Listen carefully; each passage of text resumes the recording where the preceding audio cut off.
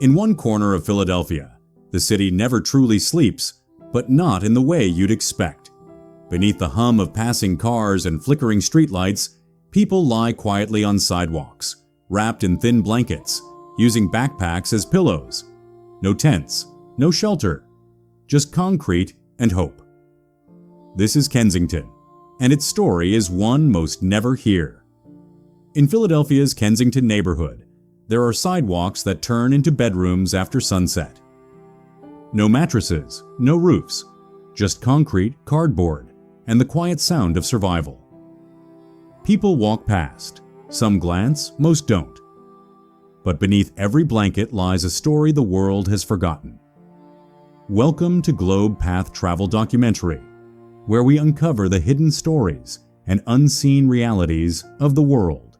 Stay with me till the end, because this story will change how you see the world. Don't skip. Like, share, and subscribe if you believe these voices deserve to be heard. Hidden Side, or beginning of the story. Kensington, Philadelphia. From industry to crisis, Kensington, located in North Philadelphia, was once a symbol of American industrial strength.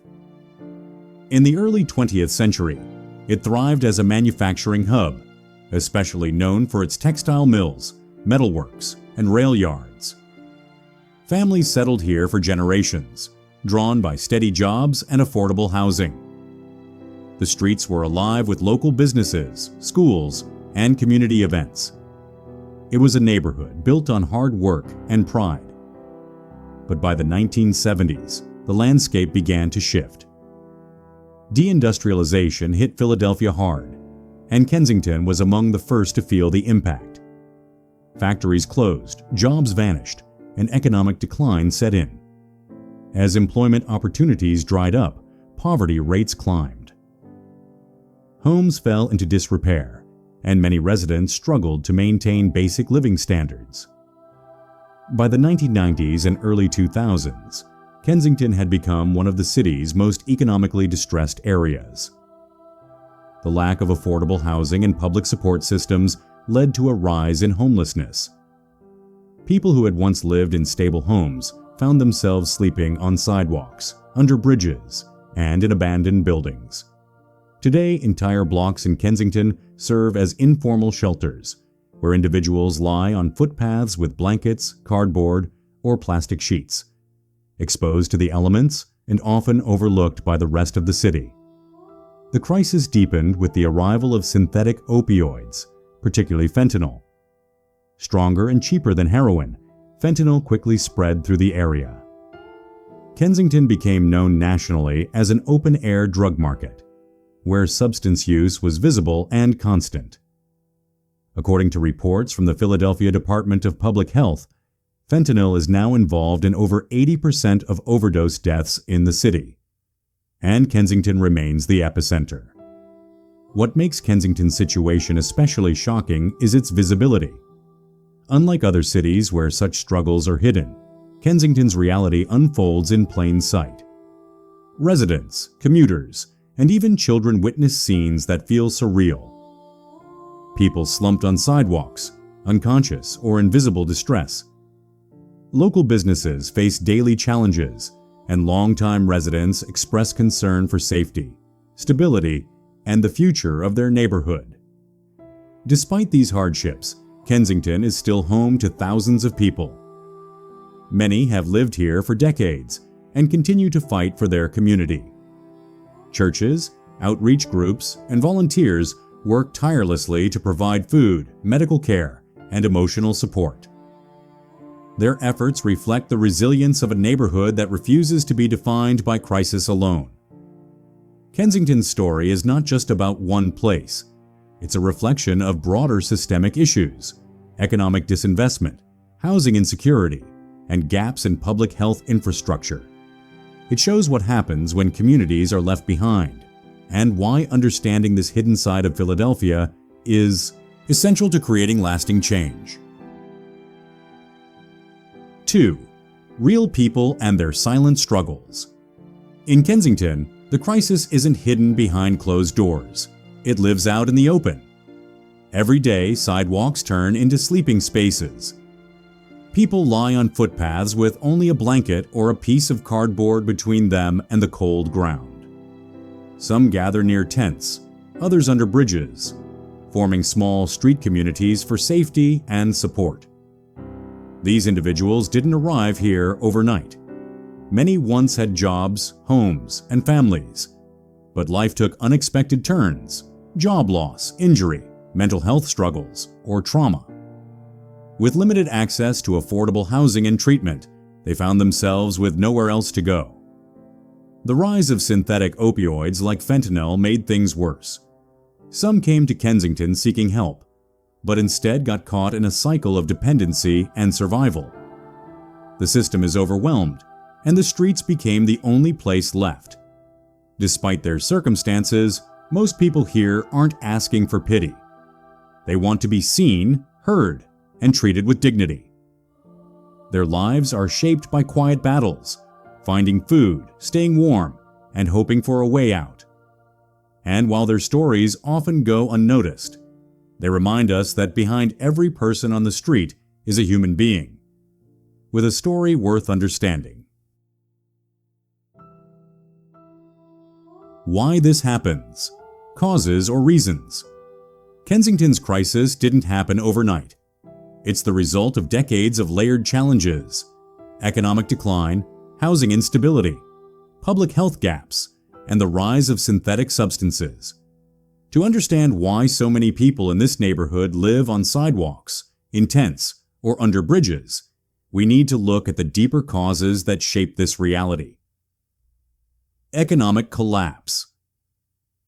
In the mid-20th century, Kensington was a thriving industrial zone. Textile mills, metalworks, and rail yards provided stable jobs for working-class families. But by the 1970s, deindustrialization swept through Philadelphia. Factories closed, jobs vanished, and the local economy crumbled. Kensington was hit especially hard. With few new industries replacing the old, unemployment soared. Generational poverty took root, and many families lost the financial stability they once had. Housing insecurity. As incomes dropped, housing became harder to afford. Philadelphia's affordable housing stock shrank, and Kensington saw rising eviction rates and property abandonment. Today, the city faces a shortage of low-income housing units, and Kensington has one of the highest concentrations of unhoused individuals. Many sleep on sidewalks, in encampments, or in temporary shelters, not by choice, but because there's nowhere else to go. Gaps in mental health and addiction services. Mental health challenges and substance use disorders are common among Kensington's street population. But access to care is limited. Treatment centers are often full, underfunded, or difficult to reach. Long wait lists and strict eligibility criteria leave many without support.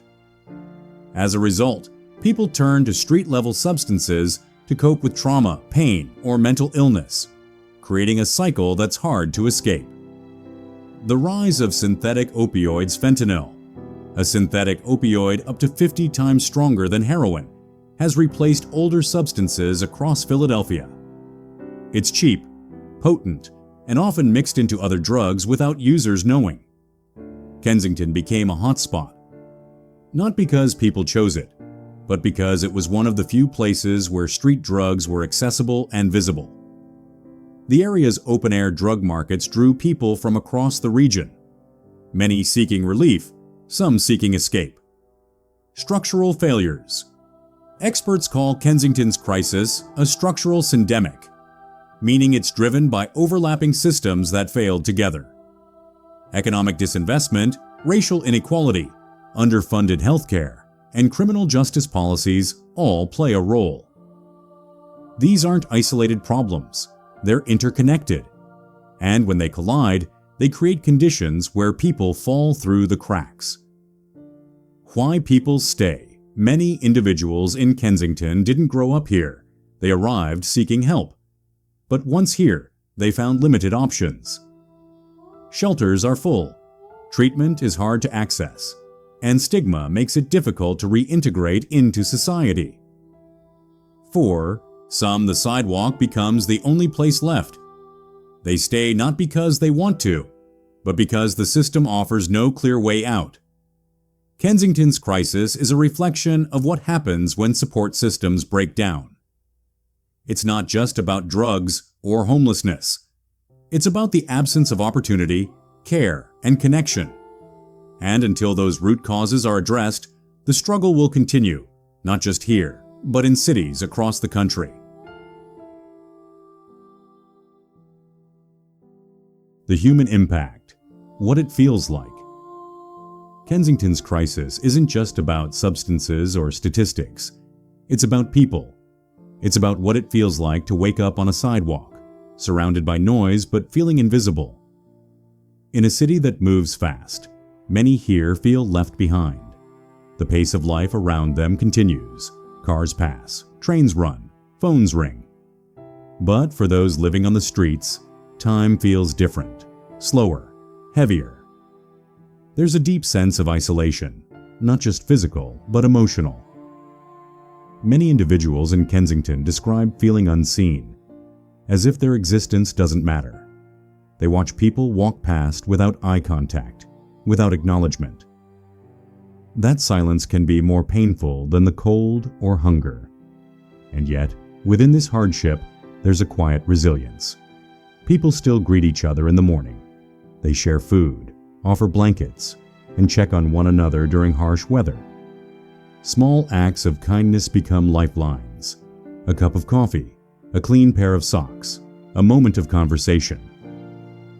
These gestures carry weight in a place where comfort is rare. For many, each day begins with a question. Will today be different? Will someone offer help? Will I find a place to sleep that's safe? Will I be treated with dignity? That hope, fragile as it may be, keeps people going. It's not loud or dramatic. It's quiet, persistent, and deeply human. Some individuals still believe in change.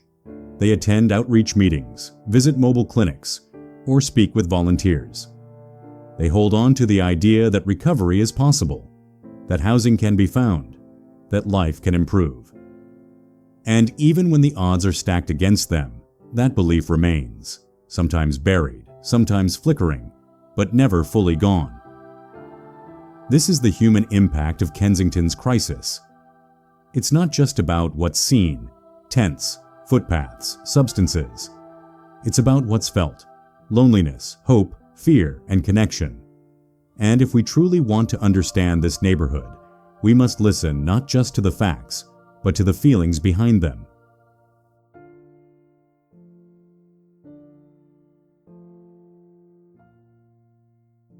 The bigger picture, society and city reflection. Kensington is more than a neighborhood in crisis. It's a reflection of what happens when urban communities are left behind. It stands as a mirror, showing the consequences of decades of disinvestment, inequality, and broken systems. What unfolds on its sidewalks, homelessness, substance struggles, isolation, isn't unique to Philadelphia. It's happening in cities across America. Kensington just makes it impossible to ignore. This neighborhood reveals the cracks in the foundation of urban life. It shows what happens when affordable housing disappears, when mental health care is out of reach, and when economic opportunity dries up. It shows how quickly a community can unravel when support systems fail, and how long it takes to rebuild trust, dignity, and stability. But Kensington also shows something else, how cities respond when they choose to care.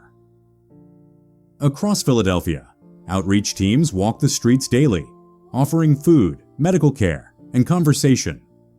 Volunteers distribute socks, hygiene kits, and warm meals. Local organizations run mobile clinics, recovery programs, and safe spaces, trying to bridge the gap between despair and dignity.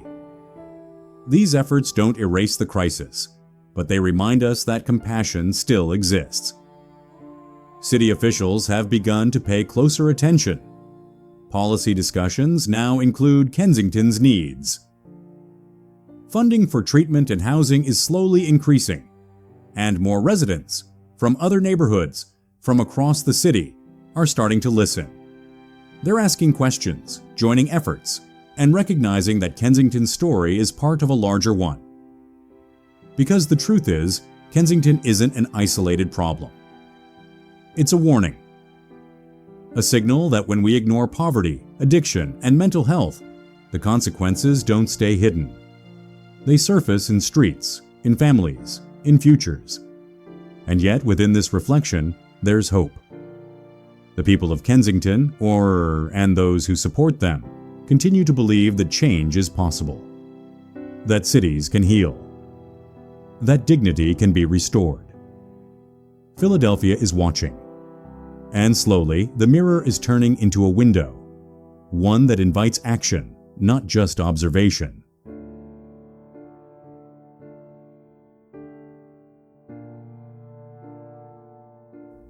Rays of hope, people helping, change, happening. Amid the hardship in Kensington, there are moments of light, small, steady acts of kindness that cut through the gray. While the crisis is real, so is the compassion, and it's growing. Mobile clinics now roll through the neighborhood, offering medical care without judgment. They treat wounds, provide clean supplies, and listen. No paperwork, no shame, just help. For many living on the streets, these clinics are the only health care they receive, and they come with dignity. Community gardens have started to bloom in unexpected places. Volunteers plant flowers and vegetables in empty lots, turning forgotten corners into spaces of color and care. These gardens aren't just about food. They're about reclaiming space, restoring pride, and reminding people that beauty still belongs here. And then there's Joy. She's not a celebrity or a politician.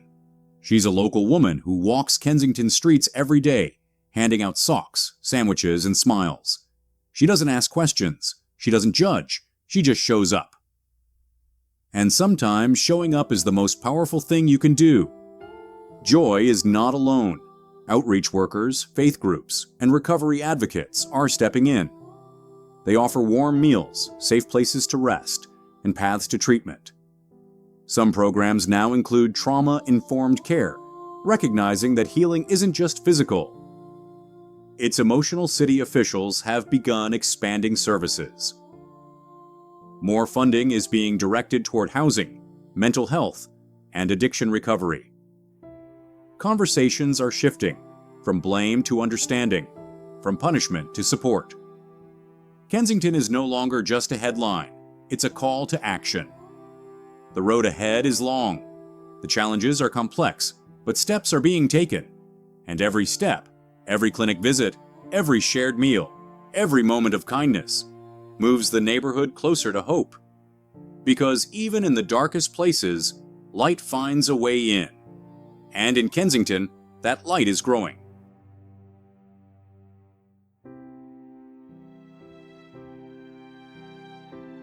The lesson or reflection. What we learn. Kensington teaches us that struggle doesn't always look the way we expect. It's not always loud or dramatic. Sometimes it's quiet. A person sleeping on a sidewalk, a glance that avoids eye contact, a story that never gets told. But beneath that silence is something deeply human, the need to be seen, heard, and understood. This neighborhood reminds us that behind every statistic is a name, a face, a story. The numbers, overdose rates, homelessness counts, poverty levels are real. But they don't capture the full picture. They don't show the man who used to work construction, the woman who aged out of foster care, the teenager who ran away from violence. These are lives shaped by circumstances, not defined by them. Kensington asks us, gently but firmly, to care. Not just from a distance, not just through headlines or passing thoughts, but with intention, with presence, with action. It challenges us to look beyond judgment and see the person, to ask what led them here, to ask what might help them move forward. Because when we care, something shifts. We begin to listen differently. We begin to act differently. We begin to see that change isn't just about policies or programs. It's about connection. It's about showing up, even when the problem feels too big. It's about believing that every person deserves dignity, no matter where they sleep or what they've been through. And when we change, when our perspective expands, when our empathy deepens, the world around us begins to change too. One conversation at a time, one act of kindness, one moment of understanding. Kensington is a neighborhood in crisis, yes, but it's also a neighborhood full of lessons. Lessons about resilience, about humanity, about the power of showing up. And if we're willing to learn, it just might teach us how to build a more compassionate world. A neighborhood, a mirror, a message. Kensington is more than a place on a map. It's a reflection of what happens when systems fail and people are left to carry the weight alone. Its streets tell stories of loss, survival, and quiet strength. Of people who didn't choose this path, but walk it every day with courage most of us will never see. But Kensington is also a reminder that even in the hardest places, hope survives. In a shared meal, in a mobile clinic, in a stranger who shows up without judgment. These moments matter. They remind us that change doesn't begin with grand gestures, it begins with care. This isn't just Kensington's story, it's ours. Because how we respond, as neighbors, as cities, as a society, defines who we are. We can't look away. We shouldn't, because when we choose to see, to listen, and to act, even in small ways, we become part of the solution. And maybe, just maybe, that's how healing begins. If this story moved you, don't let it end here. Like this video to help more people see what's happening in Kensington.